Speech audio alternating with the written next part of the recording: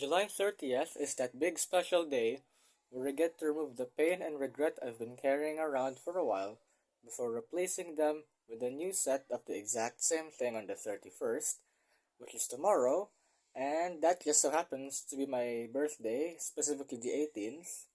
Although I will unfortunately be spending the day at my school in a general orientation for incoming college students, but also I have to spend the afternoon doing an English language test.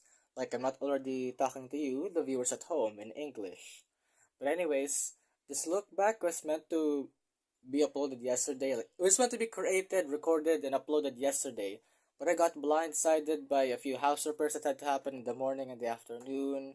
Like, or the rest of the day I was just playing Minecraft. So moving back to the proper uh, part of the look back, we're gonna be looking at my first ever purchase on this exact same day in 2023 during my proper return to the Transformers franchise in anticipation of my 15th birthday. Legacy Soundwave. Can you believe I decided to stick around and continue collecting Transformers after buying this and the Legacy Blitzwing back in 2023 when the toy prices were somehow higher?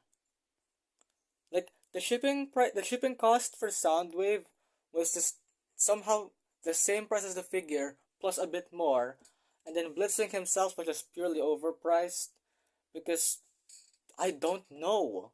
Because Toys R Us, where I got the Blitzwing from, they did eventually lower the prices uh in 2024, I'd say, to the normal amount you'd see in retail today.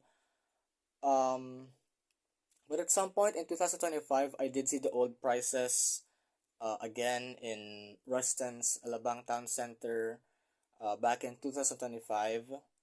And I'm guessing it was in 2025 because that's when I got the Legacy Slipstream and Sideburn from Toys R Us, also at Alabang Town Center back in January of that year, based on photos in my photo gallery. And while I don't have Sideburn here, uh, I have him hidden away. I just don't want to show. Yeah, I don't want to show him because I hate him. But anyways, we're gonna move back to this actual subject of the look back, Legacy Soundwave, and he suffers from being boring and pointless, because it's just a siege Soundwave without any of the battle damage paint. And also, I cannot believe I overpaid for the shipping. Like, this isn't even what I wanted. You know what I wanted? Like, I could have gotten like something like the Legacy Blaster instead for my 15th birthday because Legacy Blaster is a good figure. But no, I had to overpay because what I wanted was a Soundwave that turned into the cassette player from the G1 cartoon, but also I wanted it to be like a big figure. Like, I didn't want it to be small, so I passed up on the Kingdom Core class because at the time I had this stupid and misguided self-imposed rule where I will only collect stuff that's labeled a Voyager class, not knowing that some characters just aren't big enough to be called a Voyager on their own. And also, I hadn't heard of watching other people's reviews of figures, so I never really had the power of information available to me. And I was like, I broke that rule by buying Blitzwing. Like, that was my second purchase. I also don't know where I got this misconception from, though I did get rid of it by the time Soundwave got to my house, probably because of the sheer disappointment I felt while handling it. And speaking of handling it, we're gonna describe the articulation, which, head spins. Uh, okay, it does that at times. The elbows, they do go all the way around, but this one has the gun yet. Then, like, the wrists, they fold in. That's for the transformation. There is a waist. What else? The head. I mean, you can make him look upwards like he's flying, but you're gonna have to finagle it a bit. And something like that. Then, oh, look, he's flying. Uh-huh. Then, like, for the legs, uh, spins at the thigh, knee goes, like, 90, foot pivots a bit. I mean, it's not a ball joint, I think. No, it's not.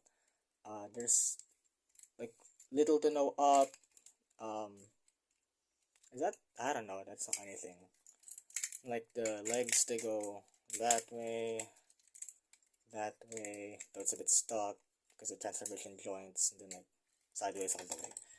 And for the accessories, it is the same as the Sieges. It has his main gun, one battery, the sound thingy, which is also the battery, and then this um folding gun thing.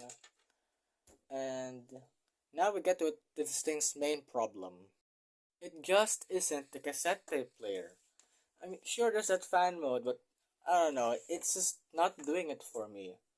I did try to replace this thing with the Studio Series 86 version, but I didn't really have the time, money, or opportunity to do it at the time, because I had an embargo placed on me during, uh, like, 86 Soundwave's release wave, because, like I said, I had an embargo placed on me for my academic failings between the second and third quarters, but that's like kind of works for another day. And honestly, uh, I need to at least try get a loose boxless version of the Studio series, even without the tapes, since I will eventually throw boxes in the trash, and I already have a few tapes.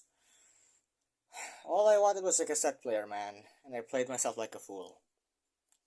Thanks for watching, like and subscribe. Goodbye.